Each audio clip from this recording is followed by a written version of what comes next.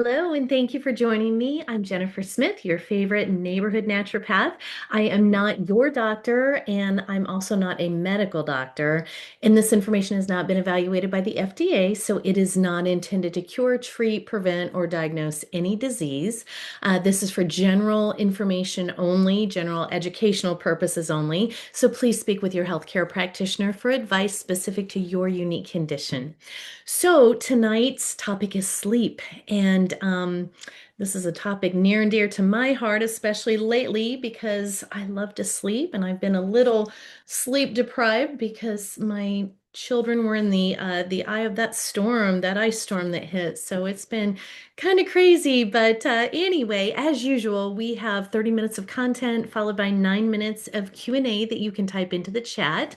And that way we'll wrap up in 39 minutes, which is that magical number for X39. So, um, quality sleep affects everything, really, the way we look, the way we feel, the way we operate, the way we perform on a daily basis.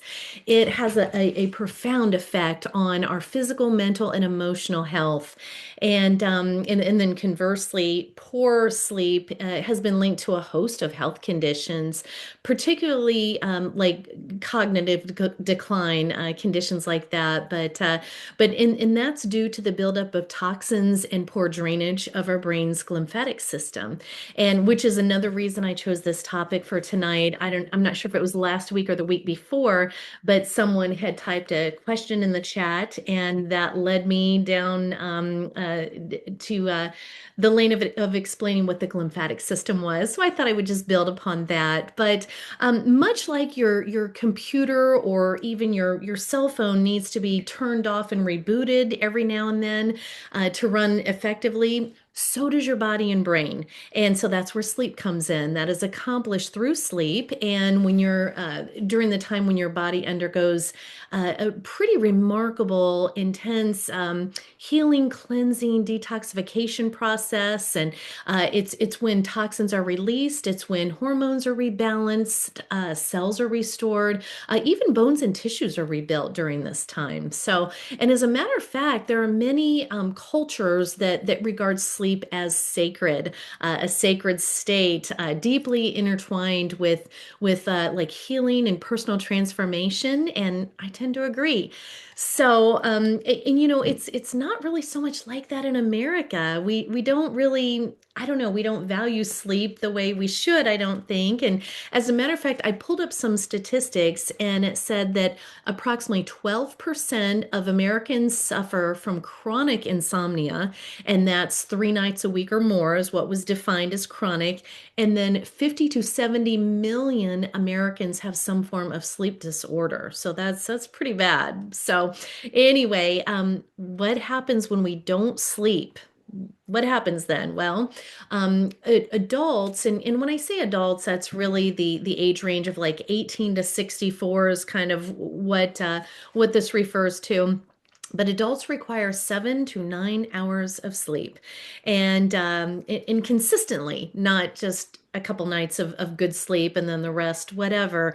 And I'm guilty myself. I know back when I was young, I remember saying, "Oh, I'll sleep when I'm dead." Well, that could lead you there much more quickly because sleep deprivation really takes a toll on mental health, and it also contributes to the following conditions, health conditions, type 2 diabetes. So I bet that one was might be surprising to you.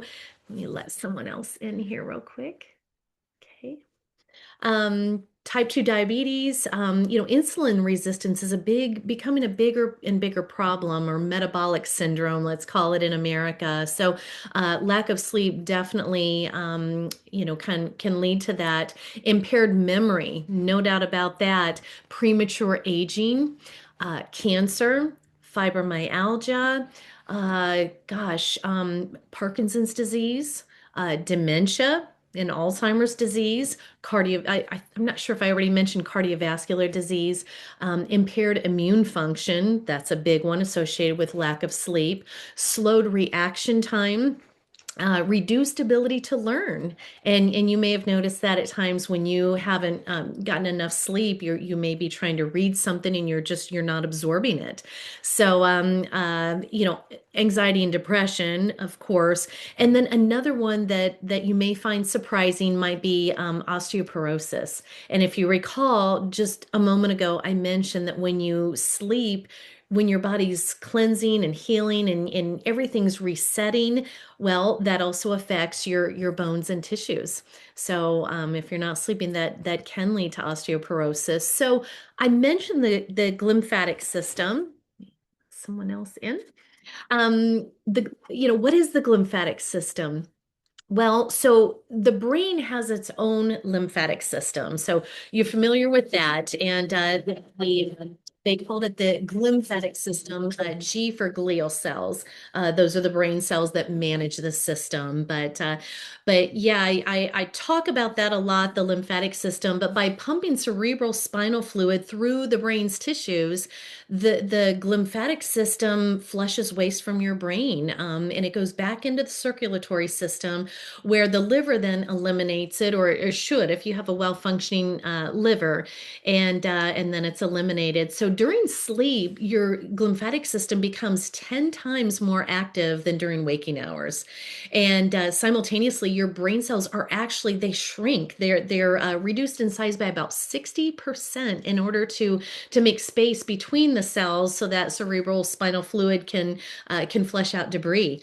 And so a well-functioning lymphatic system can eliminate or dump 3 pounds of amyloid plaque and toxins and waste out of the brain per year. So 3 pounds, it's kind of shocking. So sleep truly is sacred as far as I'm concerned.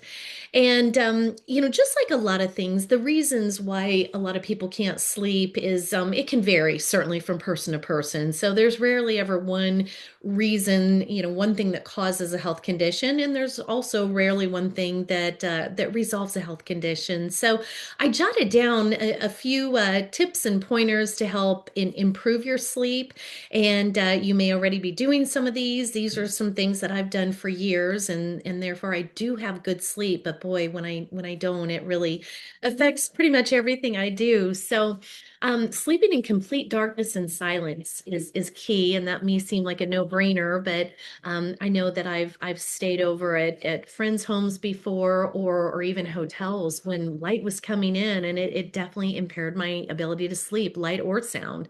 So keeping things dark and quiet. And as a matter of fact, when we moved into this home a few months ago, we had blinds that were already installed on our bedroom windows, but it wasn't enough. And I just hadn't had a chance to hang curtains or curtain rods for that matter. And I couldn't believe how bright the moonlight was. So this wasn't street lights coming in, it was moonlight. It was very bright. So I did kind of struggle to sleep those first few nights. And then once I got some curtains up, it took care of the rest of the moonlight that was peeking through. So that's something that's been very helpful for me. And, resetting your circadian rhythm, because that's what a lot of this boils down to, is the fact that our circadian rhythms are off. That's kind of your body's natural internal clock. Another person in here, internal clock, your wake and sleep cycles. And, I feel like our ancestors didn't really have that problem because, well, for one, back when there was no electricity, people kind of had to go to bed when it was dark, and they got up when it was light. So we don't so much do that anymore. We can flip a switch. We've got the TV going. We've got our laptops or our phones that we're scrolling. So sometimes our circadian rhythms get off kilter. So that's a big thing, is to just kind of reset that and get back in that balance, that alignment. And for me, one of the absolute best ways to reset your circadian rhythm, and this is kind of a classic old naturopathic trick that we use, that we recommend, and that would be to go outside in the morning, first thing in the morning, and watch the sun rise, and then go back out again at night in the evening and watch the sun set.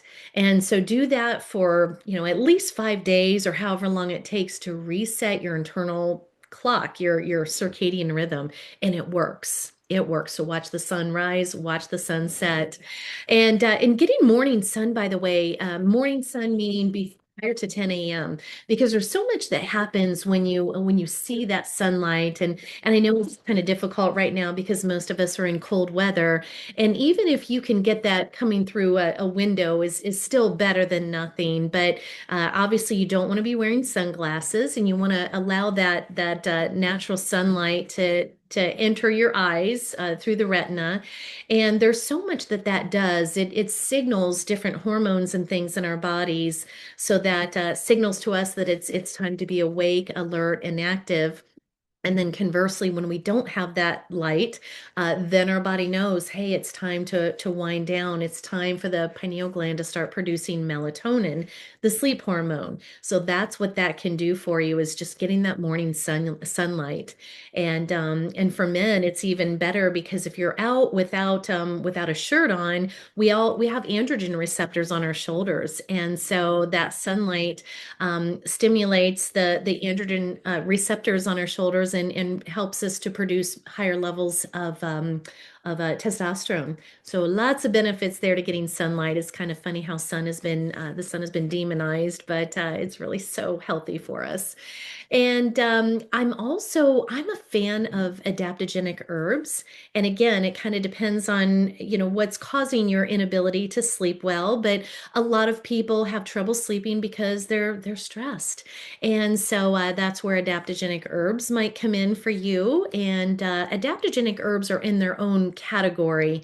And they basically help your body adapt to stress. I call them smart herbs. They know what your body needs. So, in other words, if you've got some anxiety and you're kind of all over the place and you can't focus and calm down, they will help to calm you and relax you without putting you to sleep like a sedative would. And then on the other hand, if you're kind of the opposite, if you've got brain fog, you can't focus, you've got you're tired, I guess you might say, they'll help perk you up without giving you the jitters like caffeine. So that's kind of a simple explanation of how adaptogenic herbs work. And some of them you may have heard of. Ashwagandha has become pretty popular over the last 10 years or so, I guess. That's an Indian Ayurvedic herb. I love Shizandra. That's my personal favorite. It's a Chinese herb. It's actually a little red berry that you can take in capsule form, or tea, or a tincture and extract. There's lots of them actually in the adaptogenic category. There's Gotu Kola. There's Tulsi, also known as holy basil. There's rhodiola. Lots of them in that category. Even some mushrooms that would work in there. So adaptogenic herbs are a consideration. Eliminating EMFs in your bedroom, that's a big one. That's one that, again, our ancestors didn't have to deal with. And electromagnetic frequencies coming from our cell phones, laptops, smart TVs. I'm looking at my Wi-Fi router right now, and as a matter of fact, for many years in our household, the last person who goes to bed turns off the Wi-Fi, and then the first person who gets up the next morning and needs it is when it's turned on, because you don't need it going while you sleep. It's just constantly pulsating all night long, or all day long for that matter, and it's emitting the harmful frequencies that can impair your cause cellular disruption and with the brain. And same with keeping a cell phone near your bed. I know so many people will do that. They'll keep their phone right next to their bed and use it as their alarm clock. I highly recommend, if you do that, at the very least, place it at least 3 feet from your body, and maybe put your phone on airplane mode. And then that way you're not getting dinged constantly. It shuts down the signal for you to receive emails and texts and things, so that you truly are using it just for an alarm clock.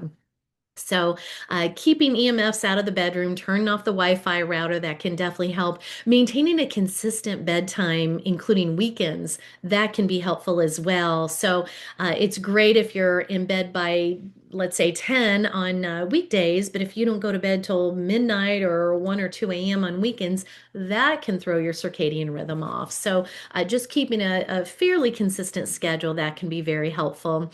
Avoiding eating a heavy meal right before bed. And in fact, if you can go for at least a couple of hours prior to a couple of hours from eating prior to going to bed, prior to your bedtime, that's especially good because your body uses up a lot of energy to digest food. Digesting food is one of the most energy um, consuming systems in your body, or gosh, what word am I looking for?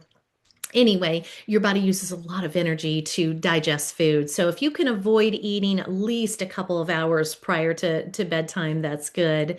And getting your sleep, 7 to 9 hours of quality sleep, and trying to make sure that you're getting your 10 to 2. I always say if you do nothing else for yourself, get your 10 to 2. And what I mean by that is when we sleep, as I mentioned, our bodies undergo this incredible healing, repair, regeneration process. And the majority of that, or I should say, the most intense healing, cleansing, detoxification takes place between the hours of 10 p.m. and 2 a.m. And so, in other words, if you're not going to bed until, let's say you're sleeping from 12 to 8, that's not nearly as beneficial as if you were to sleep from 10 to 6. So even though it's the same number of hours, 10 to 6, 12 to 8, 10, those 10 to 6 hours are going to be far more beneficial because if you're not going to bed till midnight, you've missed out on 50% of that particularly intense healing, cleansing, detoxification process. So getting your 10 to 2 is good. Another thing that may seem like maybe common sense is avoiding caffeine by, I would say, most people at least by 2 p.m. And a lot of times we overlook hidden sources of caffeine. So we tend to think of coffee, but if you're drinking, hopefully you're not drinking soda, soft drinks, or whatever pop, but a lot of soft drinks contain caffeine, and teas, unless you're drinking herbal tea. Herbal tea is fine in the afternoon and evening, but if you're drinking like a standard black tea, that contains caffeine, and even things like well, hopefully you're not drinking energy drinks. Most of them are pretty toxic, but also chocolate. Nothing wrong with getting some nice dark chocolate as a nice little treat, but it does contain caffeine, and for some people, that little bit of caffeine in the afternoon can impair your ability to get good sleep. So just think of all those hidden sources of caffeine. Essential oils, diffusing essential oils in the bedroom, that can be very helpful. And there are lots of good ones out there. Of course, you want to use a high quality brand, but most people tend to think of um, lavender, that's very common, so that's a great one. Maybe a lavender frankincense blend. There's oh gosh, so many vetiver, cedarwood, chamomile is a classic one for relaxation. Ylang ylang, Melissa. There are some others. So diffusing essential oils can be helpful. And I've mentioned before screen time, and you do want to avoid screen time at least an hour or two before bedtime, because when we're looking at our screens, whether it's on a cell phone or whether it's on our laptop or whatever, that what's called blue light emitting from that is it's not a natural form of light. And so basically what it does, it's pretty intense, and it's telling our pineal gland, which sits pretty much in the center of our brain, a important but tiny little gland that produces melatonin. It is basically telling that little pineal gland, small but mighty, that hey, it's daytime. You don't need to produce melatonin yet. It's not bedtime. So that's a big reason why a lot of people are having trouble sleeping is screen time. And so if you can try to wind that down at least a couple of hours before bedtime, and if not, I mean, hey, I do that some myself, and from time to time, even into the evening. But there are a few little tips, a little hacks that you can use to help prevent that. from impairing your sleep. So, for example, I think all phones have a function. My iPhone is called Night Shift, and what you can do is go into the night shift function in your settings, and you can enter. I think my night shift kicks on from 8 p.m. and it goes till 6 a.m. And so what that does is it just kind of down regulates the intensity of the light that's emitting from the screen. So something like Night Shift, I know other brands of phones have something very similar. I'm not sure what it's called. There are also some screen covers, I think, like a film or an actual cover that you can place over your laptop or your cell phone that also helps to lower the intensity of the blue light that's coming out from your screen. And they're also, I'm not sure if they're called blue light blockers, but there's some glasses that you can purchase, and they have an orange tint to them, and they dramatically reduce the intensity of the blue light that's coming out of your screen from your cell phone or your laptop. So that can help quite a bit. But yeah, just loving on your pineal gland there. Let's see, CBD oil, magnesium, those are things that can be helpful. Exercise. Of course, I'm all for exercise, but you want to get that done and out of the way during the daytime, the daylight hours. It's funny. I had a client who would always complain that she couldn't sleep, but every night at 10 p.m. she had this whole exercise routine that she did night after night at 10 p.m. And I was trying to tell her that very well may be what's inhibiting her ability to sleep, and she didn't believe me, so she just stuck with it. But when you exercise, that's telling your body, you're moving around, your circulation is going, and it's signaling that that's activity time. It's not wind down time. So um, exercise during the daytime can dramatically help your ability to sleep at night, but you just don't want to do it too late in the day, certainly not at 10 o'clock at night.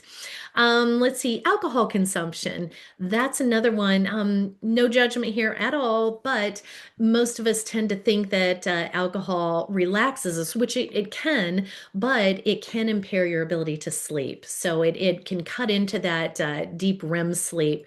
So you may think you're sleeping well, but you're really not getting that quality of sleep unless you're passed out. Hopefully you're not drinking that much, but yeah, I mean, just some things to think about with alcohol consumption, or if you do have some, keep it to a minimum. And because excessive alcohol consumption can certainly impair your ability to sleep. Practicing deep abdominal breathing, that's a good one that can be very helpful. And what that basically does is activates the vagus nerve. And deep abdominal breathing, there's no real right or wrong way to do it, but just mainly in through the nose. And you want to expand your lungs down to the lower portion first rather than expanding up high. So inhale deeply and hold that for a few seconds and then fully exhale. And what that does, that activates your vagus nerve, which is a powerful nerve system that runs from your abdominal region up into your brain, but it's not a straight shot. It kind of winds around and curves and hugs your reproductive organs and your digestive system and your heart, your thyroid, and then it makes its way up into your brain. And activating the vagus nerve can immediately elicit a relaxation response. It can lower blood pressure. It can reduce cortisol levels, just basically kind of tell your adrenal glands to chill out a little, and definitely help you to relax and go to sleep. So that's a nice little tip there. And I know some people who insist that they cannot sleep without a pharmaceutical sleep aid drug. And I know a lot of people use, I'm trying to think of the name of the one where you used to hear about in the news where people would sleepwalk out into the kitchen and they would eat a lot of the food in their refrigerator and not remember doing it. And I know there was someone famous once who drove his car into like the Capitol building or something on that drug, Ambien, I believe. So anyway, there are some natural sleep aids. So you don't always have to turn to that, but you may have heard of like valerian root, skullcap, lemon balm, also known as Melissa, California poppy, things like that you might consider instead. But again, just like with the adaptogenic herbs, I'm not making any recommendations here at all because there can be some interactions if you're on a pharmaceutical drug or on multiple ones. There are always interactions with drugs, whether it be with herbs, foods, or supplements. So again, check with your healthcare practitioner about that first, or do some research for about drug interactions. Just given some options here, no recommendations. Another thing with regard to sleeping, I always talk about having a creating a sleep sanctuary, and that includes your bed, your bedding, I should say. So I know a lot of people sleep on memory foam mattresses, and they are comfortable, but a lot of them are petrochemical based that off gas those chemicals. And so a much safer, cleaner option would be the natural latex form. And you can even get just latex, just mattress toppers that sit on top of your existing mattress. So that would be a better, safer, cleaner option.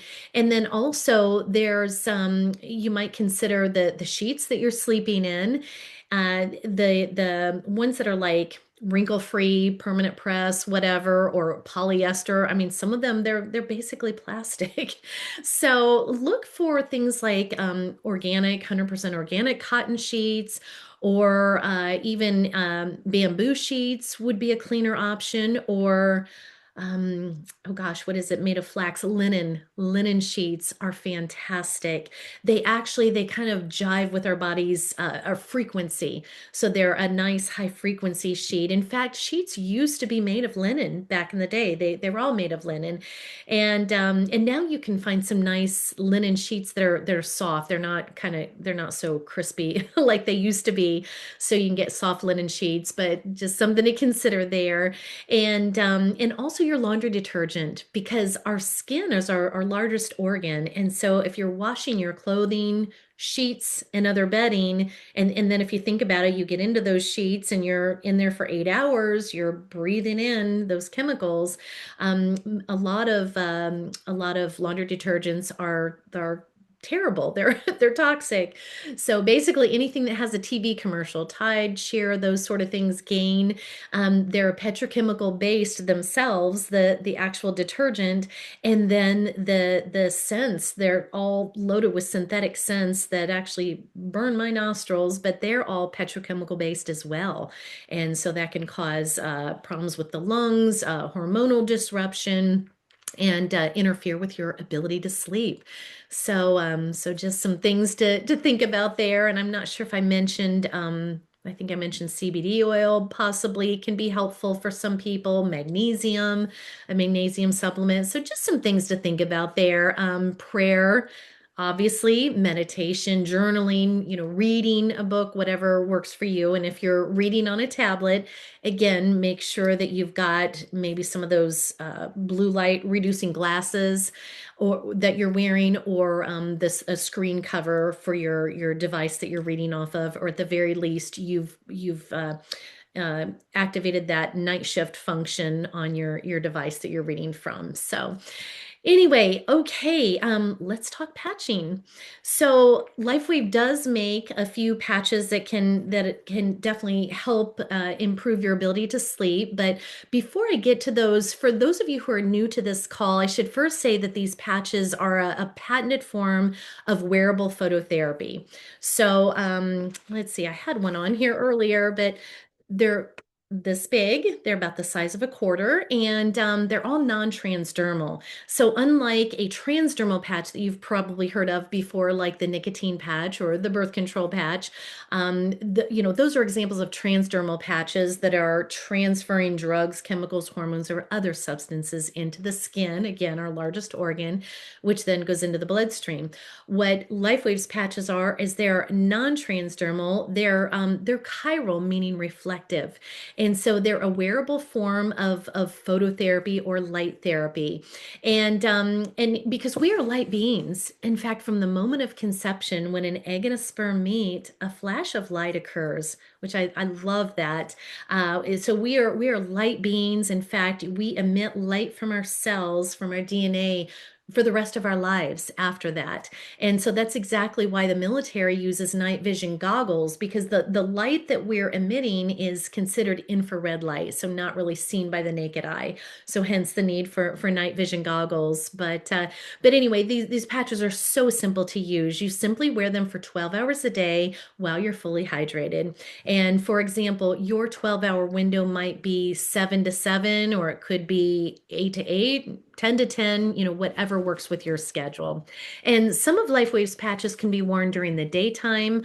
Others are designed for nighttime use, and then some can be worn day or night. So I think obviously I'll start with Silent Nights, a Silent Night patch.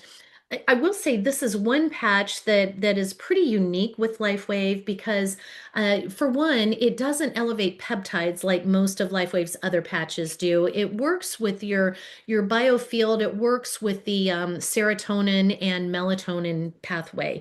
So melatonin being your sleep hormone, and then serotonin being basically a happy hormone or a anti-anxiety hormone, just a nice calming hormone.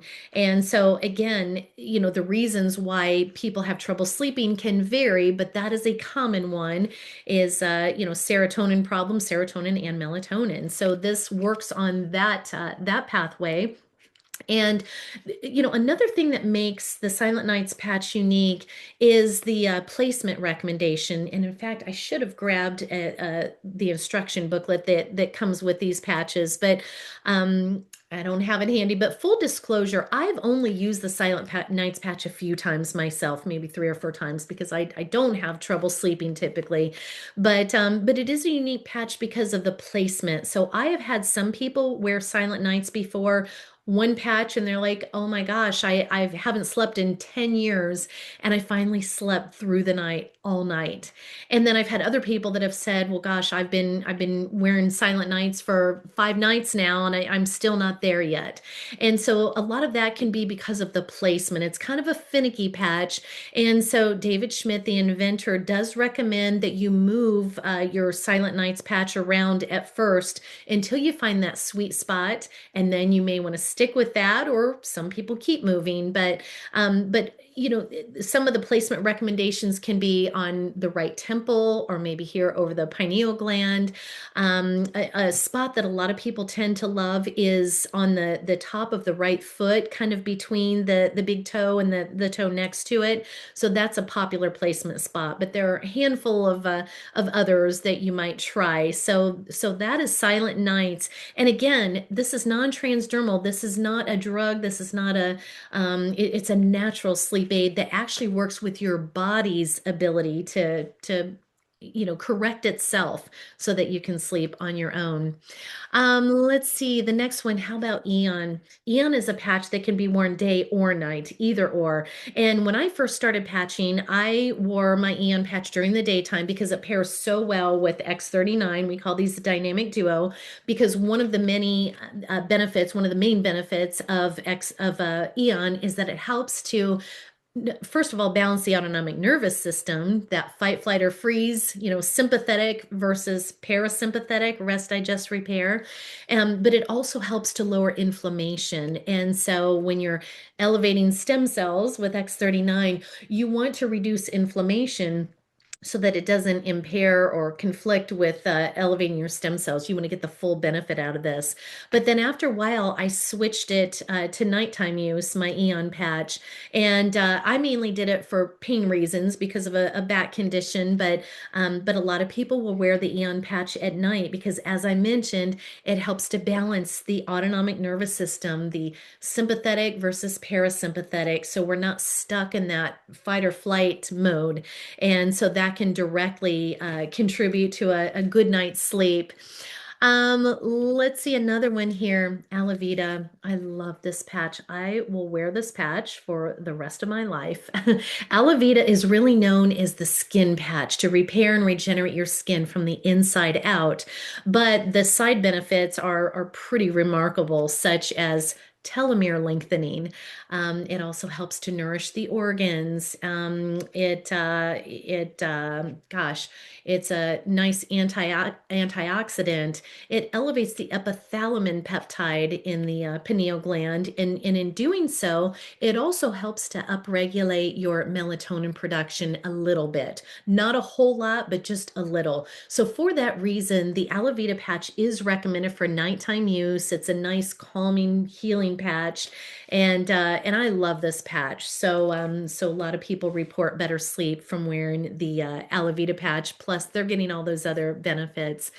And then last but not least, X39. So you may not think of this as being a sleep patch because this is a daytime patch. This is recommended for daytime use only because one of the many side benefits is increased energy. However, it does so much more in the body. And we'd be here all night talking about it. I'm already off on my time, but basically, when it comes to X39, once your body starts to, when you elevate that GHK copper peptide, which resets over 4,000 of your genes to a younger, healthier state, it reactivates your tired or dormant stem cells for repair and regeneration. And so, as your body heals itself, when all is right with the body, then that contributes to better sleep. So I did notice better sleep with X39, even though I thought I was a good sleeper. So a lot of people do, by the way. A lot of people, this is the only patch that they wear, and they report better sleep. But yeah, it is recommended for daytime use only. So before I start reading questions in the chat, I'd just like to remind you to please be sure and connect with the person who invited you on this call, if it's not me, in order to purchase LifeWaves patches. So now I'll go ahead and jump into questions here so we can wrap this up in 39 minutes. I'm sorry I've gone over time, but and we actually only have one question in here, I guess, because there aren't as many people on as usual. I didn't have time to promote it this week, but. Okay, can wearing a sleep patch help with sleep? Absolutely. I failed to mention that. That is a great suggestion, or a sleep mask, I think is what they're typically called. I do have one, and in fact, that is what helped me to be able to sleep when I had that bright light coming in to our windows there at first. And in fact, mine is a kind of a weighted sleep mask. It's thick and it's filled with flax seeds, so it doesn't slide off quite as easily, but it still does. And I know some people wear a more thin sleep mask, and it's got a strap behind it so it stays on. I don't know if I could keep that on all night, but yeah, great idea, great suggestion. I know people do benefit from that. And you can even apply essential oils on the outside of your sleep mask, or some people do apply patches on their sleep mask, and that's probably another conversation for another day. But let's see, any other questions here? Nothing else. Okay, gosh, I guess it's okay. It all worked out that I did go over, and only that one question tonight, which is surprising. I probably went on too long, but yeah. So I guess I just want to thank you all for being here, and truly remember, sleep is sacred. It's so important to everything in our bodies. So hopefully you'll benefit from these tips and pointers I gave tonight, and then thanks again. We will be back here next Wednesday, same time, live at 5 Eastern on jennifersmithzoom.com, and we'll have another topic. So I appreciate you joining me, and have a wonderful evening. Bye-bye.